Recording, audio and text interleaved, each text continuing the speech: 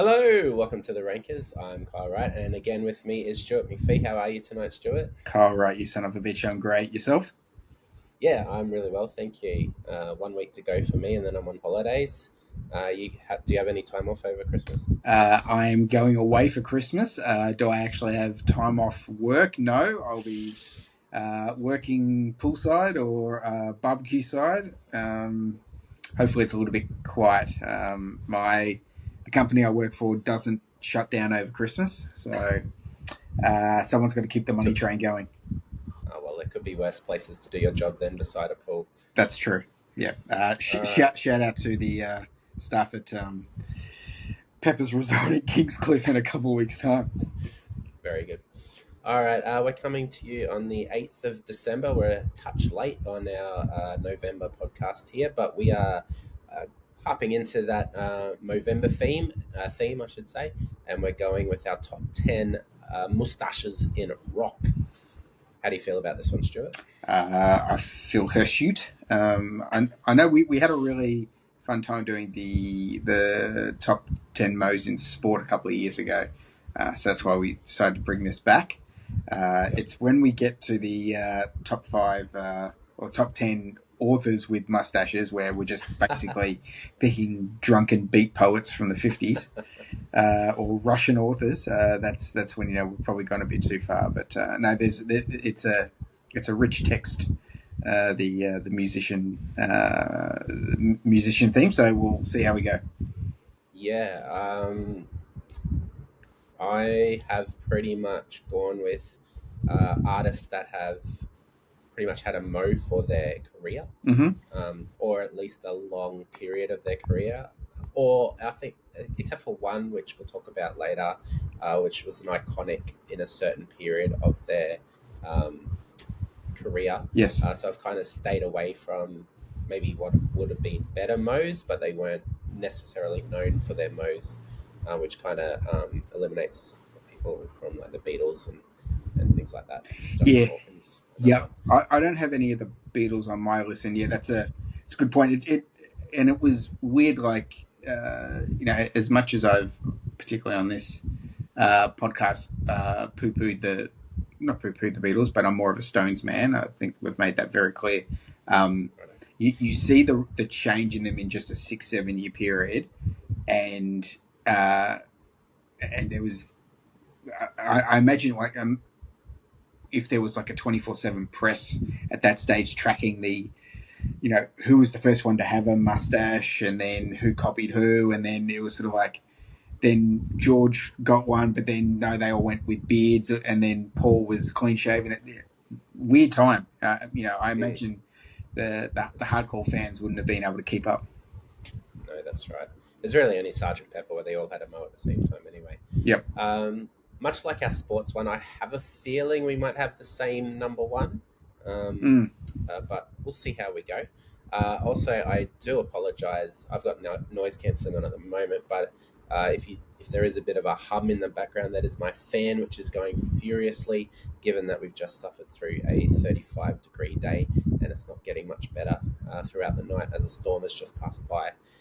So yeah, I apologise if that is coming through on the sound, but I am much preferring to sit under the fan than I am to uh, have a better noise quality, if that makes any And sense.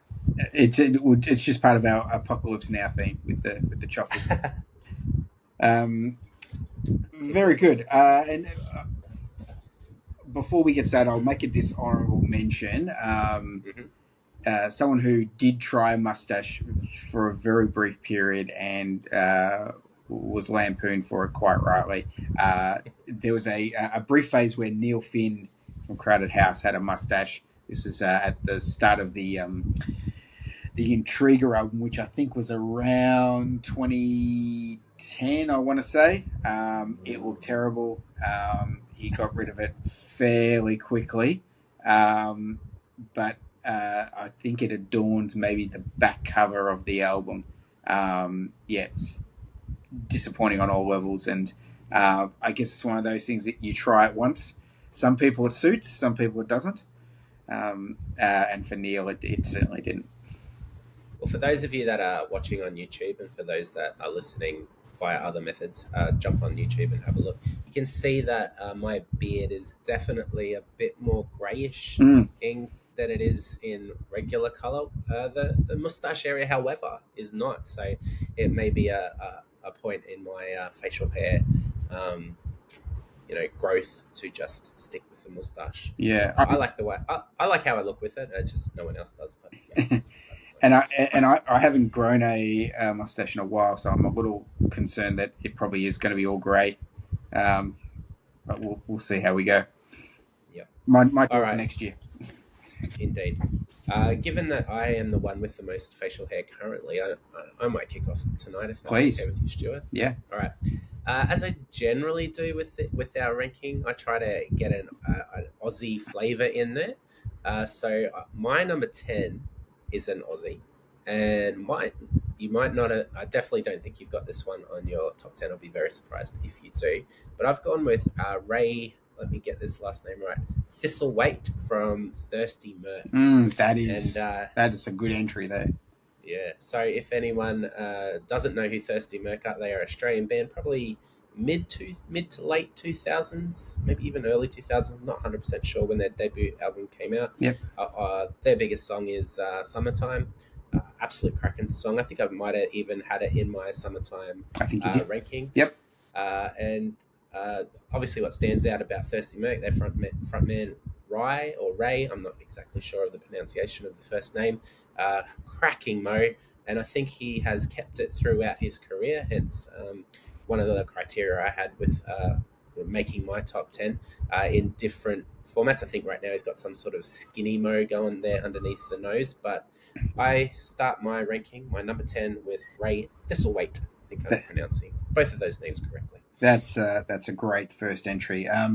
Yeah, certainly the Mo quite prominent, and it felt like it had been quite a while since we had an Aussie frontman that wasn't that either usually they had full beards or clean shaven, and never in between. And young Ray comes on the scene, and suddenly it's back. It's back in full glory.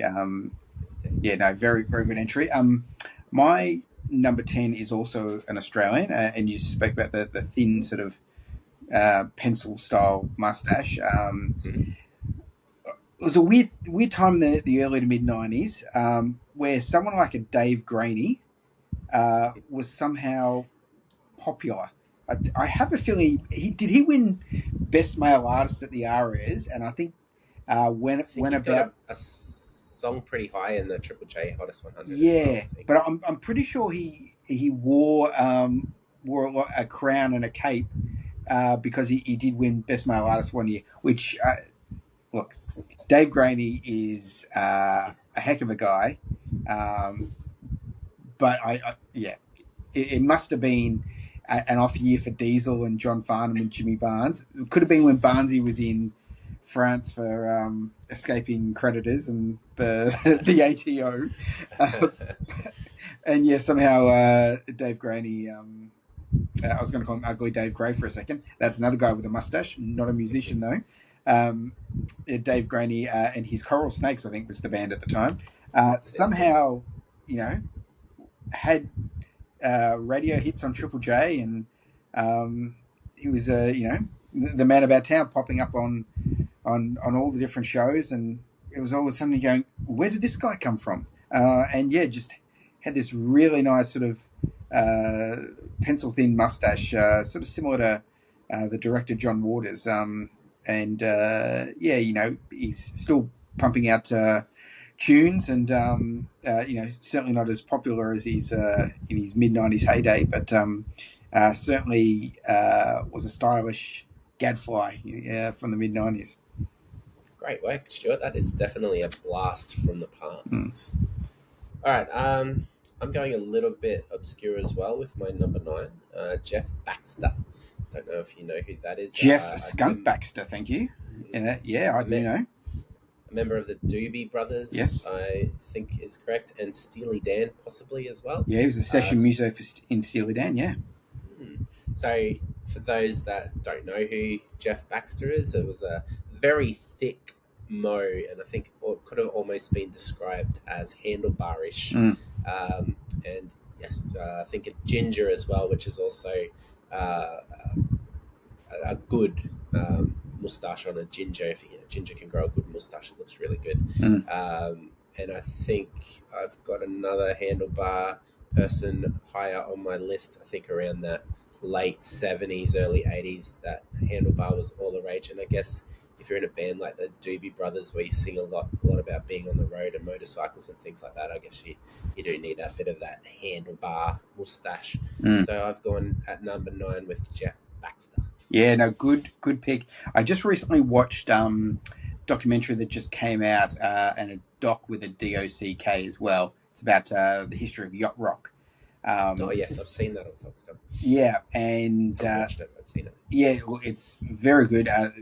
A lot of hairy individuals in that, as you can imagine, because Doobie Brothers get quite a run, Steely Dan get quite a run, and all the things that come off it as well, like Michael McDonald, who was more of a beard guy.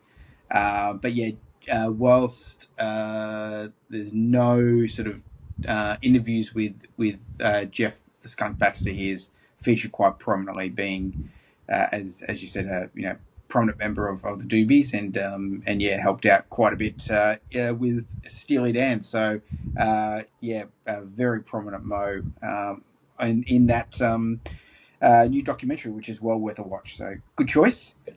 I'll check it out. Number 9 is probably the only one on here that hasn't had a mustache for his entire career, so it goes against your categorization. But certainly from about the 90s onwards, and that is Dave Evans, otherwise known as The Edge. Yes. I think, and to be fair, he's had prominently a goatee during that time, but particularly during the Pop album, he had it as a very, very nice looking mustache. Very much in the when they were doing a lot of the sort of Village People pastiche, and he was wearing the cowboy hat, and very much the gay style that he was rocking. Sort of subverting a lot of the stereotypes, similar to what the other guys in the band were doing. But yeah, very, very prominent mustache during that period. I said he's done everything from a full beard to a goatee. Hardly ever seen without his trademark knit cap or any other hat. But yeah, very much the Village People-esque look in the bit of the leather and the cowboy sort of action in the late 90s, which was sort of the death throes of the U2 90s experiment, but going down with a bit of a laugh, which was good. So yeah, the Edge at number 9 for me.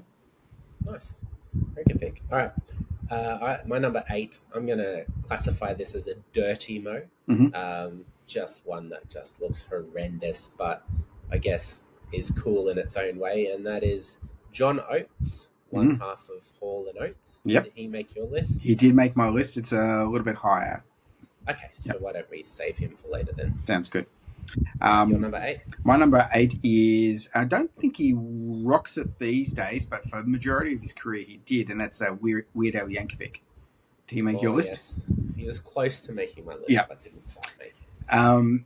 I mean, Weird Al, with the sort of the colourful Hawaiian shirts, the very big curly hair, the accordion squeeze box. He didn't need and the 70s style glasses. He didn't need another thing, but he had it, and it was a mustache that I guess was trying to be a grown up mustache, and it was just holding on for dear life. I think Weird Al is one of those not only iconic characters in music for the parodies that he did, but I think if you're making your list of sort of maybe top 20 80s figures, he would probably make the list.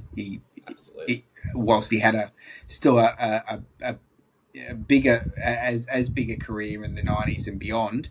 The 80s is where you sort of identify Weird Al in. So yeah, Weird Al at number 8 for me.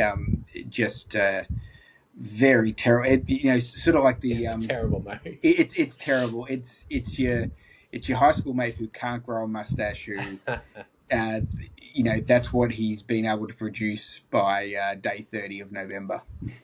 But it's the perfect move for his persona. Yes, oh, absolutely, absolutely. And yeah, now that he's ditched the glasses and ditched the mustache, and he's sort of got the straighter crimped hair now. Sort of just goes down instead of the Jew fro that he had. It's he's still uniquely Weird Al, which is something that no one else can be. He's one. I really enjoyed the biopic of Weird Al as well. It was a really fun movie. Is that the one with Daniel Radcliffe playing him? Yes. Yeah, I haven't had a chance to see it yet. So yeah, it's worth a go. Okay. Yeah, really, really, really cleverly put together movie. Okay, I'll have to check it out. All right, my number 7 is not someone I really know that well, nor a band that I follow that much, or not listen to a lot, but came up in all of my research, all of the lists coming up, and once I saw the image, I saw why, and that is Jesse Hughes. Oh, He yeah. was a member of the Eagles of Death Metal. Mm. Did he make your list? No, he didn't. No. So again, similar to Jeff Baxter, not quite as handlebar, didn't quite come down as far, more around the lip, but very bushy, ginger tinge to it. Yeah. And just stands out as a very full and thorough mo. Mm. So yeah, any thoughts there on Jesse Hughes? Now, so get Eagles through of that Death one. Metal, isn't it? Yes. Yeah, Eagles of and Death Metal. am I right in thinking is that the other Josh Homme group, or is it? I think he's part of it, and wasn't John Paul Jones? I think. Or is that's the Them Crooked Vultures, isn't it? Oh, that's right. Yeah. Yes. No. Eagles of Death Metal, I think, has Josh Homme. Yeah. But I think Jesse Hughes is the front man of it. Yeah, I knew I had some sort of Queens of the Stone Age, and that it's sort of resonant with that sort of stoner rock sort of feel. It's we've been on brown acid for God knows how long, and I'm not going to clean this up for anyone. I'm just going to look rough and ready. The one he always reminded me whenever I see him of the guitarist that's in Delamitri has always had that sort of filthy mustache. I didn't include him in this. Ian Harvey's his name, not the cricketer Ian Harvey, but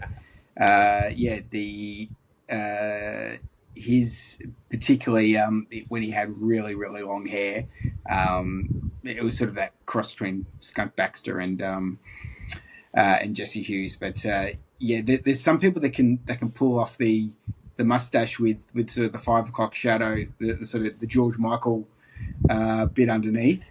I won't mention George Michael because he may come up a little bit later, maybe in your list, maybe in mine, who knows. But yeah, very few people can get away with it, but Jesse Hughes somehow can, so well done to him. Very good. Mm. All right, your number 7. My number 7, I think this is the only country guy on my list, and there could have been a ton of them. But I think the one that best represents this, if we're having a flag bearer from the country and western scene, is Marty Robbins. And I always remember the working in the record store, seeing the Marty Robbins gunfight. Is it Gunfight Ballads? Gunfighter Ballads. Sorry, album which is a red cover, and he's sort of there, ready to shoot, and just this nice, beautiful mustache, and very black, very thick. And when you're similar to The Edge, when you accompany that with a cowboy hat, there's just something that, depending on the color of the hat, will depend on whether you're going to trust the guy or whether he's going to just shoot you down and take your woman. But Marty Robbins, I'm pretty sure, rocked the mustache for most of his career. If I think about some of the album covers that we used to used to come in with Marty on it. Like I said, I could have picked a dozen or so different ones from the field of country, but Marty Robbins is always one that sticks out in the back of my mind. So there you go at number 7. Very good. Um, I I'm not a I don't know who the hell you're talking about because Awkward. I'm not a massive country fan, but I'll take your word for it, Stuart. All right, my number 6, as I said, most of my list is because of known for a mustache throughout their career. This is the one that probably was significant for a certain part of their career, but not necessarily the whole part of their career. So I've gone with James Hetfield from Metallica. Has Yep. he made your list? No. No. So whereas Jeff Baxter had the full blown handlebar mustache, James Hetfield had more of the slim handlebar mustache. And I guess the reason why I've and it was thicker at different parts of the mustache wearing or period of his career. But I've included him because of being so iconic. Metallica being one of, if not the biggest band at some part of the 80s, was up there as being one of the biggest bands. So you'd see them everywhere: TV, MTV, TV, billboards, albums, obviously. Probably died off a little bit in popularity, but given that they've pretty much sold out their Australian tour, it just goes to show that you can pretty much sell out stadiums these days as long as you got the name behind it. But yeah, anyway, digressing there. So James Hetfield for that little period and that whole metal or even popular metal phase, having that mustache there as the front man of Metallica. Do you remember Here we go. when the Load album came out? The absolute vitriol from people because they cut their hair. I mean, the Load album was a lot more like mainstream rock. Metal.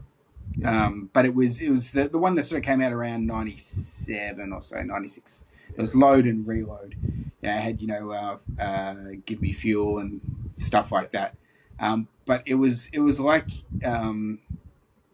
they had sold their soul by cutting their hair short and looking like and wearing suits in promo shots, and I was like, fucking hell, really? Is this what we're complaining about?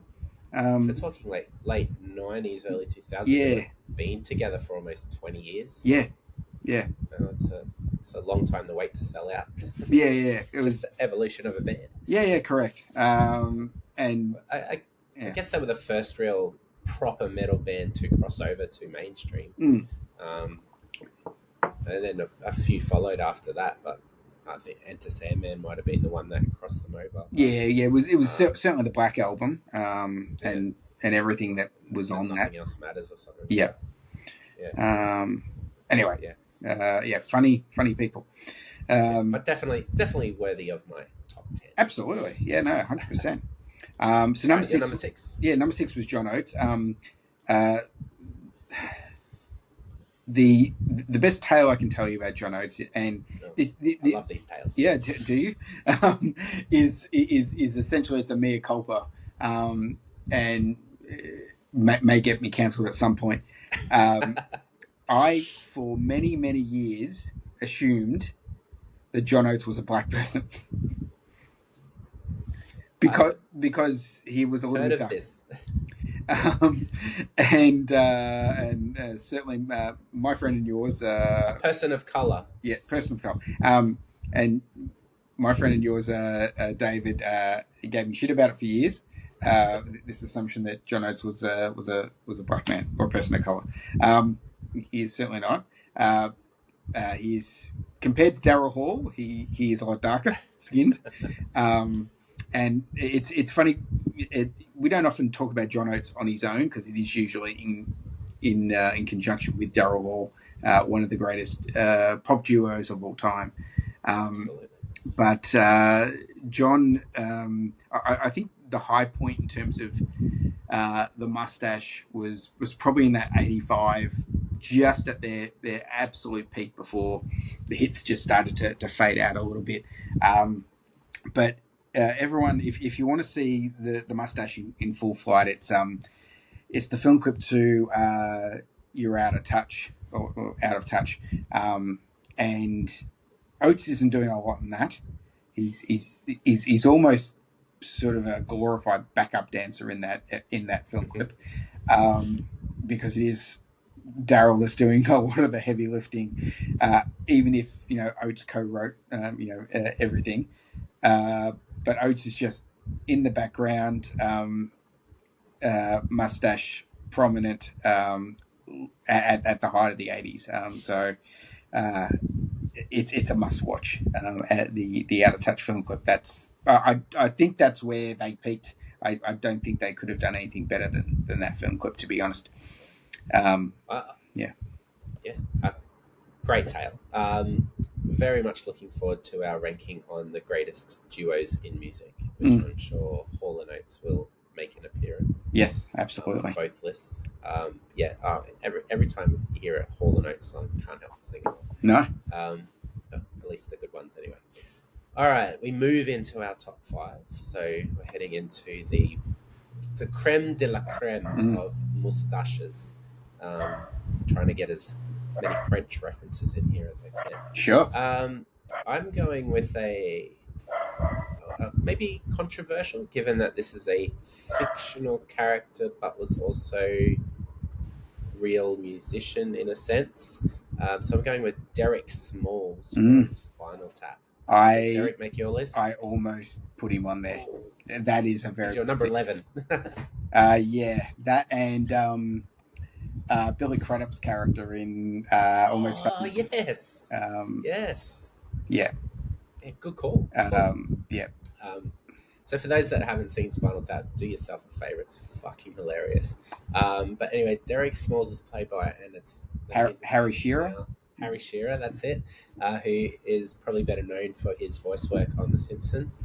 But anyway, from the Spinal Tap movie, they also played live as a band as well. But this was full handlebar, full bushy, picture bushy handlebar. Mustache with just that, I think long curly hair as well. Yep. Just full, like, proper 80s rock look. And as I digress here, my absolute favorite scene from this movie is Derek Smalls being stuck in the egg or whatever it was for one of the songs, and he's the other members of the band emerge from their eggs, and he's stuck inside his egg playing during the song, and then the song finishes and everyone goes back into their egg, and then his egg finally opens. It's just Spinal Tap is the best. Yep. But yeah, I digress again. So we've got Derek Smalls at number 5 with his bushy handlebar mustache from Spinal Tap. Yeah, and apparently the story goes that people who had no idea it was a mockumentary left it thinking that they were a real band. And you sort of wonder how anyone can come to that conclusion, because everything in it is just much like the amps. It's cranked up to 11 in terms of the piss take factor, including Derek's mustache. It's just you're going a bit too far.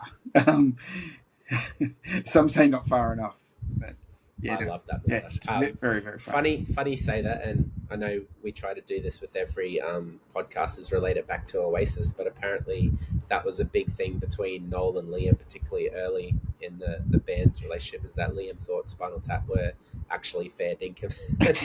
I think Liam stormed off from the club one night because Noel was making fun of him for thinking that they were actually real. So yeah, so that absolutely there are actual people out there who think the band is real. Yeah, no, that tracks. Very good. Number 5 for me is he's from a band but also solo. He is the Crosby in Crosby, Stills, Nash and Young, David Crosby. Is he on your Yes. He was very close to making my list. Yeah. He didn't make it. I think similar to if I'm remembering correctly, in our sporting one, Fuzzy Zeller, where to me, I almost think of the mustache before the music with Crosby, um, and also because when I think of the other three in that supergroup, I immediately go to their solo careers, and Crosby's solo career wasn't as high as Stephen Stills or Graham Nash or Neil Young.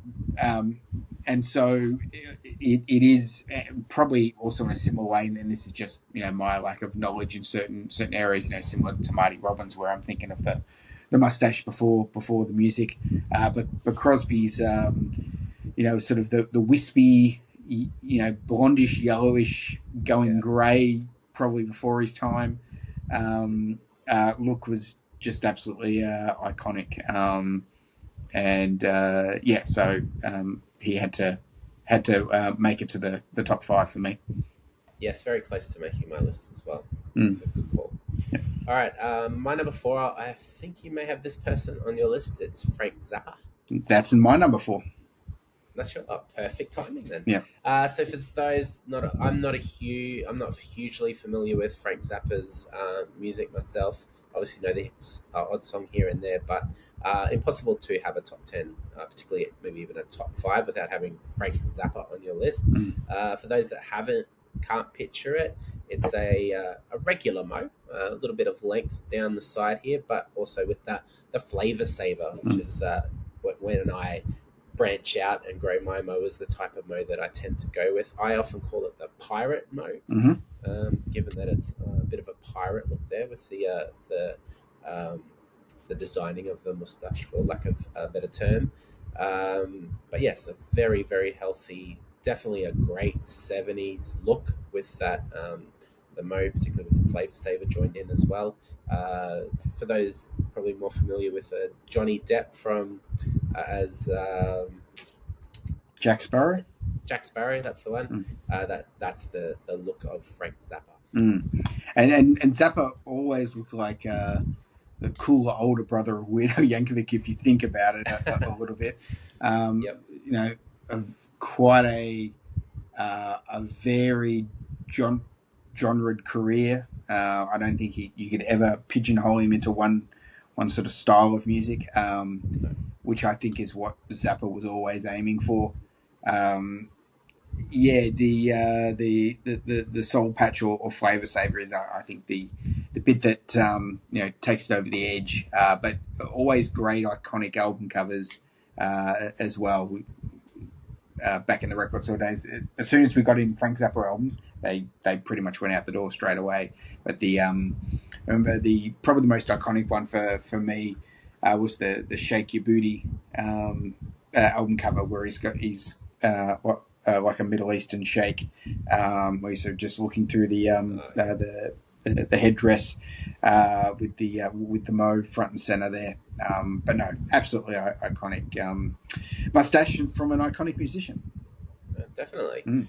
All right, so that's our number 4. It's just tied up neatly in a bow together there. I honestly reckon our top 4 is probably going to be the same, but we'll see how we go. Or no, I think I've got my number 2 will not be in your top 10. So okay. A bit of left field, but okay. I have some reasons for it, which I'll bring up later. Okay. My number 3 is Lenny Kilmister.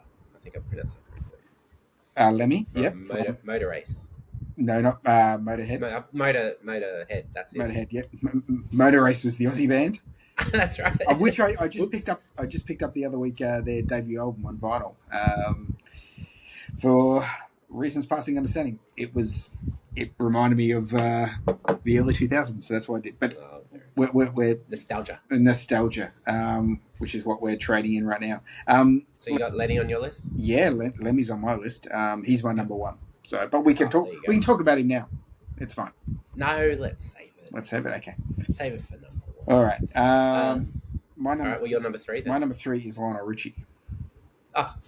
Not on my list, but do tell. I think it was probably neck and neck with Prince in terms of that sort of early mid 80s look of someone who is a person of color, unlike John Oates, who wasn't.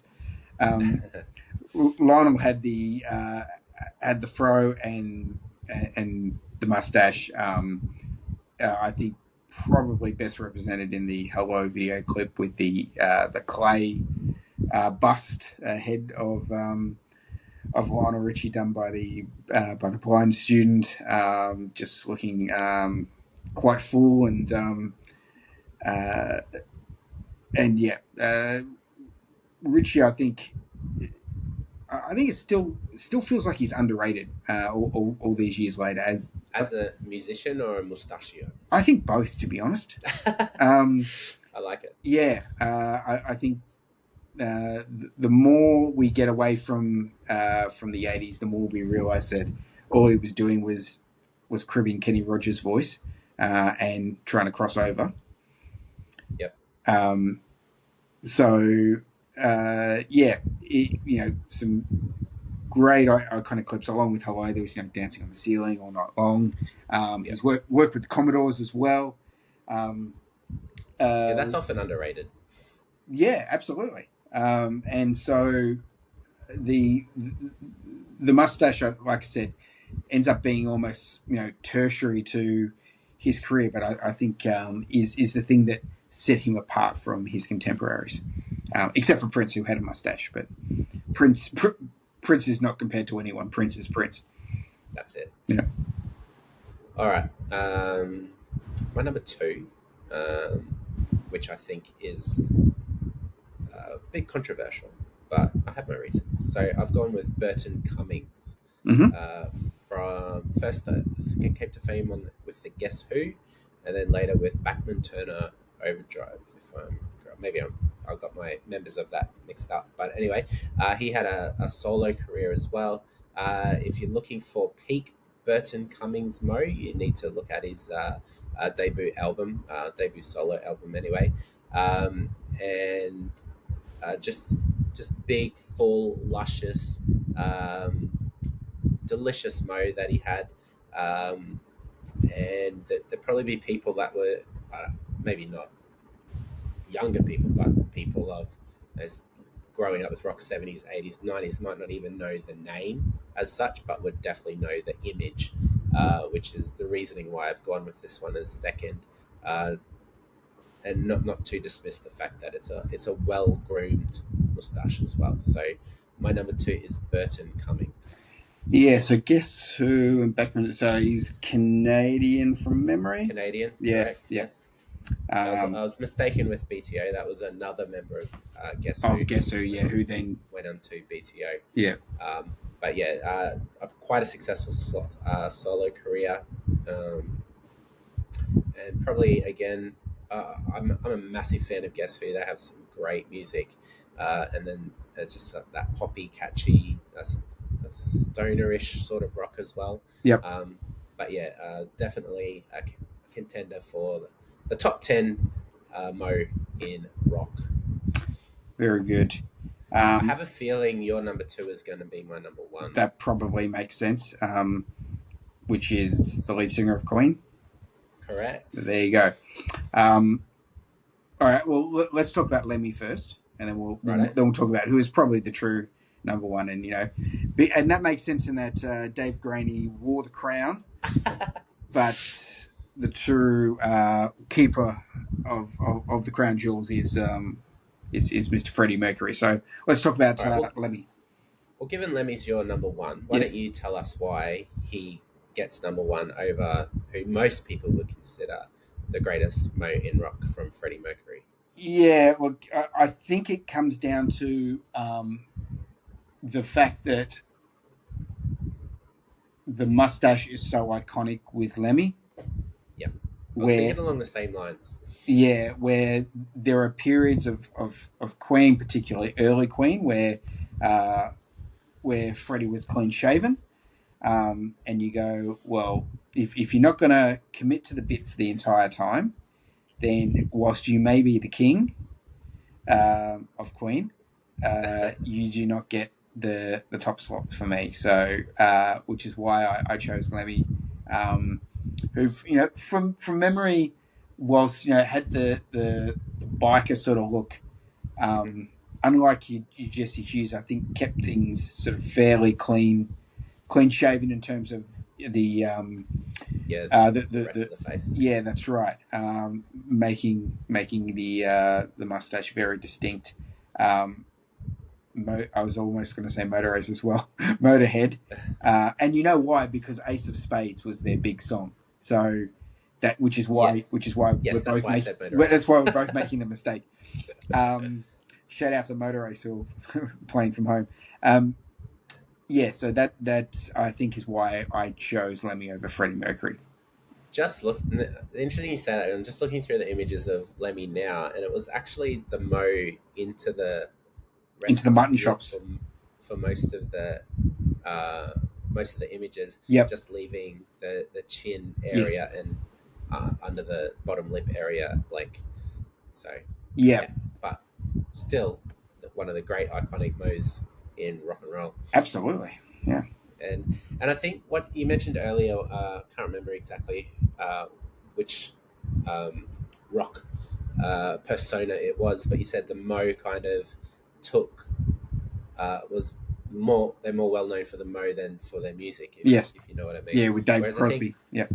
that's it. Yeah. Whereas I think Lemmy is all encompassing. So Mm. the music and the Mo and the style and the look, it all comes together to create this perfect blend of mustache and rock. Yeah, yeah. And I think the other one that sort of gets close to that, who is maybe an honourable mention on yours, is Phil Lynott from Thin Lizzy, Yes, where yes, it's the whole package.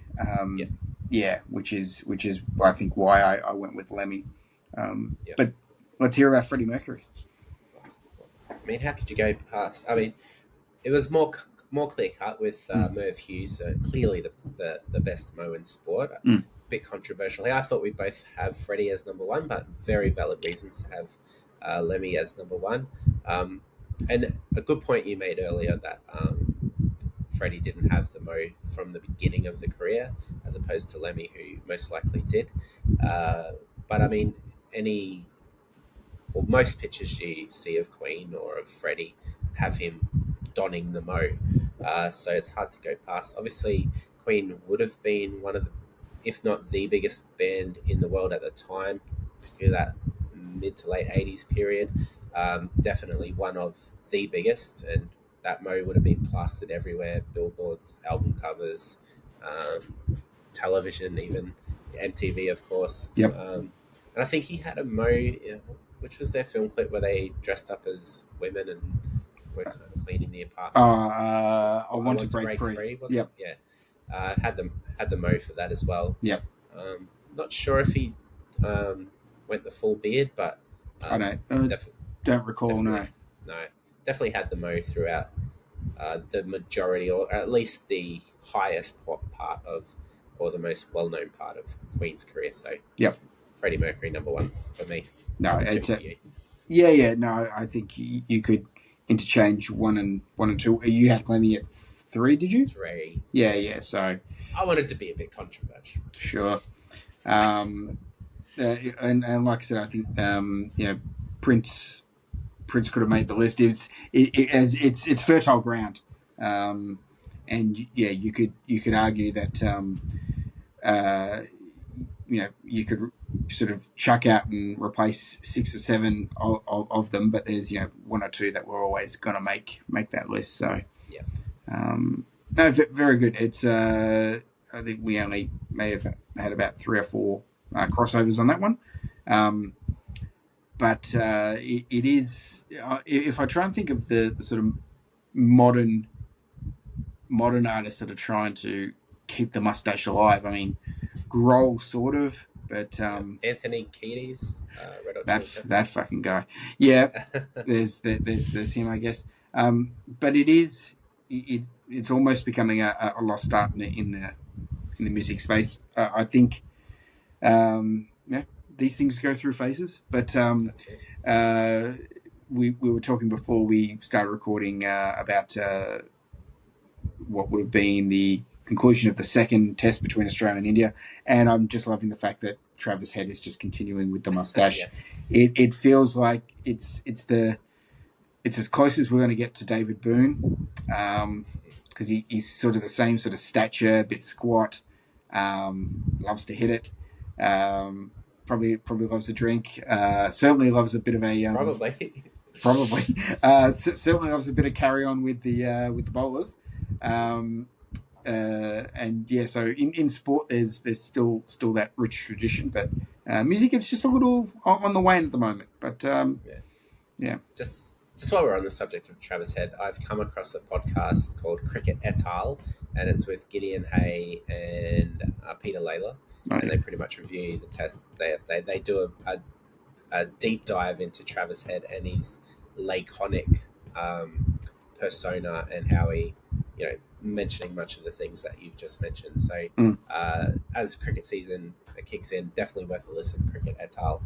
Um, yeah, I really have been enjoying that podcast. But yeah, that wraps up our top 10 moustaches in rock.